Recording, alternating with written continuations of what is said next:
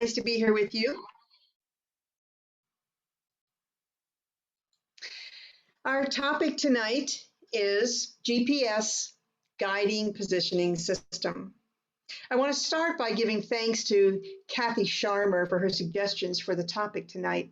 And you might be wondering why myself and a few others mention this at times.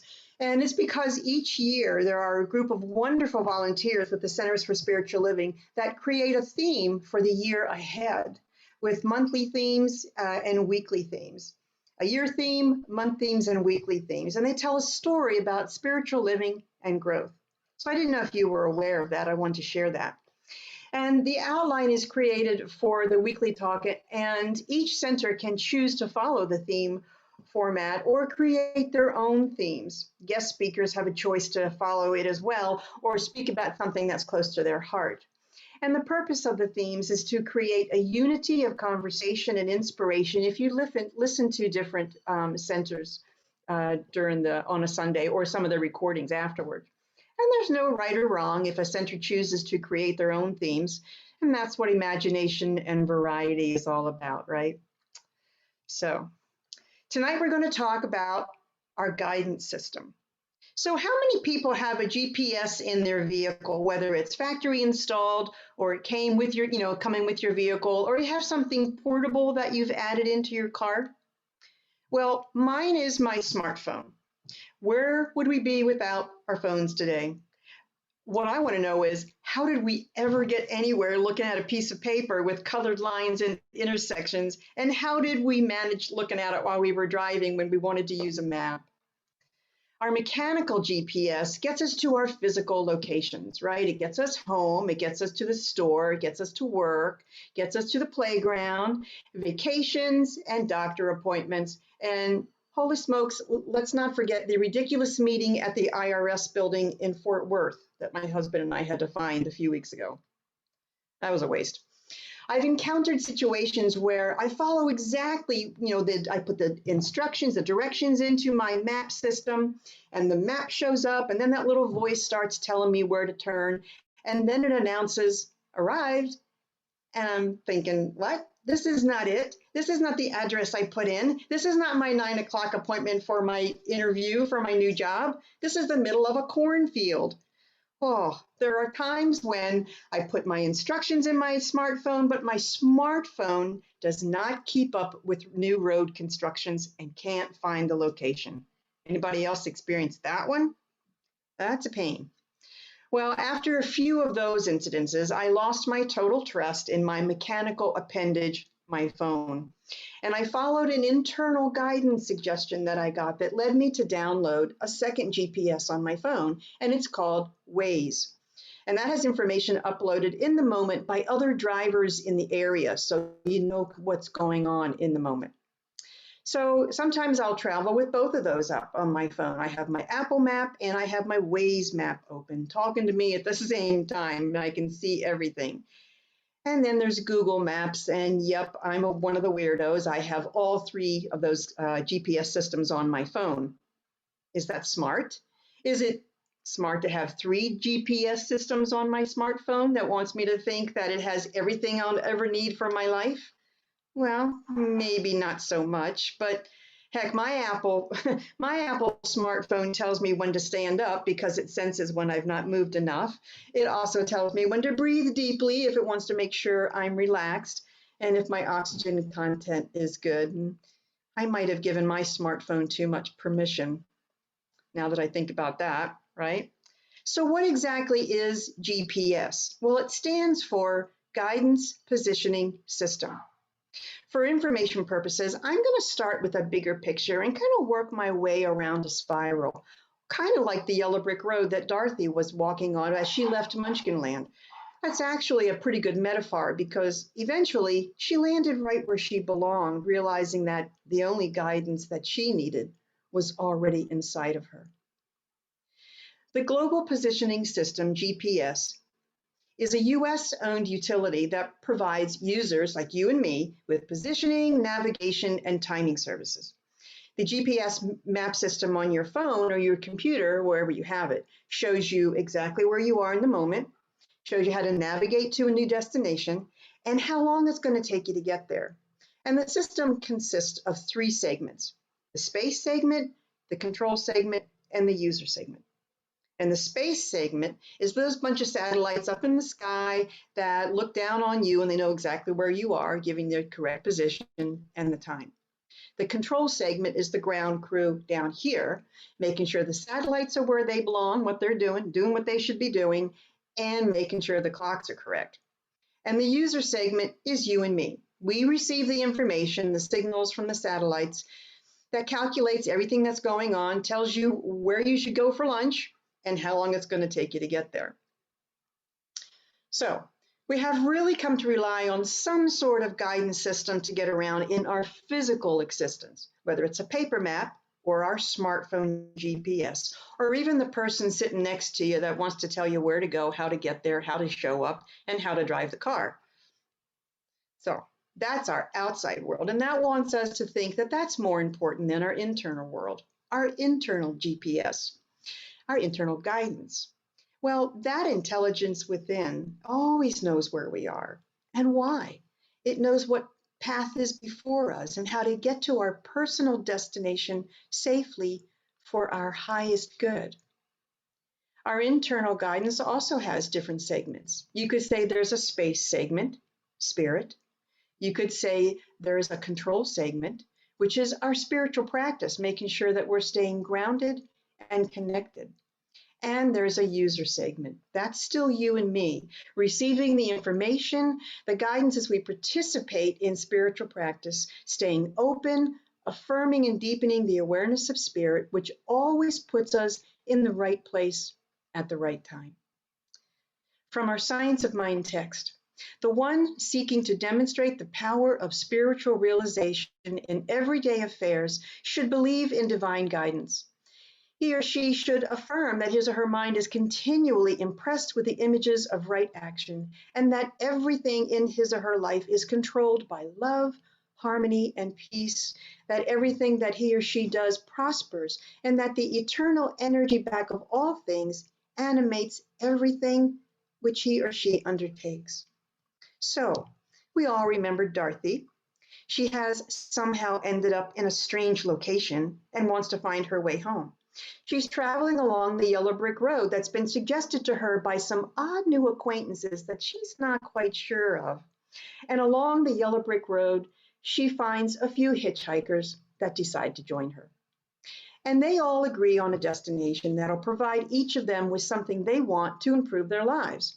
Now, if they had that Waze GPS, anybody ahead of them would have warned them there might be some apples in the road, or there might be wild animals on the loose to watch out for, and for heaven's sakes, stay clear of the flying monkeys. So they set their course according to what their friend said. You know, the one who floats around in her own bubble and knows everything, and we all might have one of those. And that person told Dorothy to stay straight on that yellow brick road. But when they saw the destination off in the distance, they veered off the path, thinking they could take a shortcut. And it landed them right in the middle of a poppy field that wicked witch of the West had conjured up. They can see the destination, but the outside guidance they received only got them so far, and it didn't alert them of any obstacles like poppies and the spell that would put them to sleep. Now, some have analyzed that ending up falling asleep from the fumes of all the poppies in that field represents apathy and complacency. Maybe from our point of our message today, it's about letting someone else tell us what to do, where to go, and how to live, instead of doing our own work and looking within for our own guidance, instead of using our own GPS, our own guidance system. Well, eventually Dorothy is awakened by the help of her guide, her friend in the bubble, who actually turns out to have some pretty good advice after all. But we'll get back to Dorothy in a bit. What if we want to acknowledge our own guidance system? Have you heard the acronym STOP? S-T-O-P. It stands for silence, time, opportunity, presence. It promotes a committed daily spiritual practice that's a sure way of opening up the channel for guidance. So you go into the silence, take the time to be still and know that God is. Create the opportunity to truly experience the silence and to hear the presence whisper its wisdom to you. Stop. STOP. Silence, time, opportunity, and presence. What's your favorite spiritual practice? I've mentioned before that I meditate daily. I have a special place I've created with my crystals. I even brought one of my favorite crystals. It's sitting right here behind me, my little crystal ball. And I sit and I clear my chakras. I have a series of affirmations of consciousness that I state. I do a process of cosmic light work in my body for ascension support. And all this prepares me to then sit, to sit in the silence. My goal is to learn to sit longer. I have a high metabolism and stillness is not easy for me. And trust me, I'm not the best person to sit next to in a movie theater, but it's an ongoing practice for me. Another practice I do is to become more receptive. We hear what we become conscious of. I want to go into the silence, be still, and feel that presence and hear, be aware of, and conscious of that still small voice of the guidance and the clarity. I try to become familiar with that sensation of it because I have felt that click before when you're there, and it's fascinating, but I can't make it happen all the time. So that's an ongoing practice for me. So, and I've come to realize that the more consistent I am with my meditation practice, the stronger that feeling of the presence becomes. And I've noticed that during busy cycles of very busy activity for a few days in a row, that feeling can wane a bit. It's noticeable to me. So on the other side of those busy cycles, I'm aware of needing more time in silence. So I make sure I put it in my schedule. This process of stop, STOP, works with every spiritual practice, I think. I would have worked with visioning, meditative walking, which I really enjoy doing. I do a meditative slow walk with my bare feet in the grass. And then also it'll work with journaling. Take conscious and mindful time each day to stop. Put your smartphone to work for you that way to remind you when to stop. Make an appointment with yourself and spirit to pause and go into silence. Take the time to sit, open to the opportunity, be in the presence of love and the one, and receive the connection of love and wisdom and guidance that's waiting for you. All of this increases our spirituality, and spirituality increases our ability of a person to be creative and to be aware and insightful. Human beings have five senses, and we're all aware we have sight, hearing, taste, smell, and touch. Spirituality is the ability to recognize that there is intelligence beyond our five senses. The universal intelligence that we're seeking in meditation or whatever spiritual practice we use creates and governs everything and even beyond the worlds we know. And that power of intelligence is omnipresent. It is everywhere. And we can surrender into that supreme intelligence through our awareness. Now, surrender is a difficult word for somebody, but it's important to remember that it's not giving ourselves over to something else. It's about giving ourselves into the divine already that's within us. Last week, the topic was about imagination. And building that connection of communication with spirit provides more access to receiving inspiration and those hits of creativity. That stuff that sparks our imagination with ideas and guidance and intuition that leads to more creativity on our path. And the more consistent we are with the daily practice, we gradually experience a greater flow of connection. And that connection then leads us into wanting more. You get that feeling and it starts to build. And so the more consistent the flow of guidance and inspiration. And that's the spiral that keeps us moving and we gain spiritual intelligence and agency. When Dorothy started her journey, she started on a spiral in that little Munchkin land town. Now, there's also the law of correspondence, which says, as above, so below. Infinite mind, the God source, is always present and waiting for us to open to its impression into our mind. It waits patiently for us to acknowledge it. It's always has. And yet we go into spiritual practice hoping God will speak to us. And it's like we're both waiting for each other to say, I'm here. So, with the understanding of the law of correspondence, the only action we have to take is to go into the silence and be open. Practice that surrendering that busy mind and move into the mind knowing and affirming the presence of God is already there waiting. And that's the energy of intention that helps that and supports it. From Ernest Holmes in Love and Law. We know we have a creative mind within us, which will receive the impress of thought and build our body. Our creative mind is our share of the universal creative mind, and whatever is true of you is universally true. And whatever is universally true of that higher mind must also be true of you. Now, this mind is infinite intelligence, infinite creative power, and receptivity. That's the space we go into to receive that impressive spirit as infinite intelligence, infinite creative power, and receptivity. That's the law of correspondence. Now, Ernest Holmes' brother, Fenwick Holmes, wrote a book called The Law of Mind and Action. Very good book. And he says that the one law supreme in this system of life is the law of cause and effect. As a man thinketh in his heart, so is he. It is the basis of the law of correspondence. It is the activity of creative mind, neither good nor bad, by which we create our own heaven and our own hell. So we can follow and create life by the external guidance, the suggestions, and all that stimuli around us, the flying monkeys and the poppy fields, and that certainly can look like heaven or hell, depending on where you are. Or listen within for the guidance of spirit that only knows the good of the heaven right here in our hearts. And we create from that energy a life directed on our path of good. So the GPS, Guidance Positioning System. Let's play with that acronym for just a moment. We know that connecting to the divine spirit, the God within, helps keep us on track in our lives.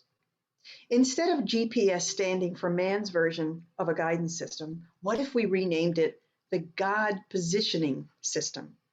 And we use it to recalculate our route, our path that leads us into a new direction where we can better hear the call of guidance and our highest good. We intend and hear a clear signal to act according to the divine principle of love. We set that space for it, and through the law of correspondence, we receive. Now, no one knows you better than spirit. No one knows your highest good, your soul path, and your purpose better than spirit. So if you can create the internal GPS, God Positioning System, you create a loving, direct connection, coordinating your spiritual goals and your soul path and your spiritual growth. You can use the process to evolve and be a beautiful example of love, light, forgiveness, compassion, and oneness. And that's what we all came here to do. Take the time to see if you need to recalculate your route in life. Are there any obstacles on your current path? Events, memories, people that are blocking your spiritual growth and awareness? The GPS, the God Positioning System, allows for your personal choices and free will, and it makes adjustments accordingly. So where is Dorothy by now? Dorothy has found her way to the Emerald Castle, and she's met the Wizard of Oz, who actually turns out to be not quite the wizard, magician, and be-all healer she expected. But he did get her to the platform that would be her springboard of enlightenment for her, which in her moment just means getting home. Her friend in the bubble showed up, who turned out to be Glenda, the Good Witch of the North, and her best guide, actually, because Glenda allowed her to find her own way by learning from her own mistakes, which led to her healing her heart and her biggest moment of growth, to realize that everything she needed was already within her and had always been there. There was no need to look anywhere outside of herself for her heart's desire, and all she has to do is go within, be still, and know that God is. Follow her God Positioning System, her personal GPS. She knows that she won't get lost like that ever again. So this week, Plan for one or more spiritual pauses in your day to just stop. Go into the silence. Take the time to be still and just know that God is. Give yourself the opportunity to experience the space within and acknowledge the presence of wisdom and guidance.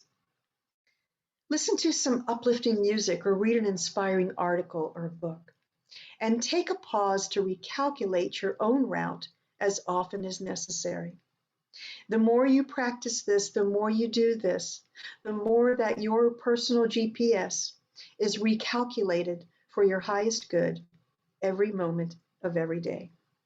So I'll close with this affirmation. I experience the guidance of Spirit expressing its love through me on my path.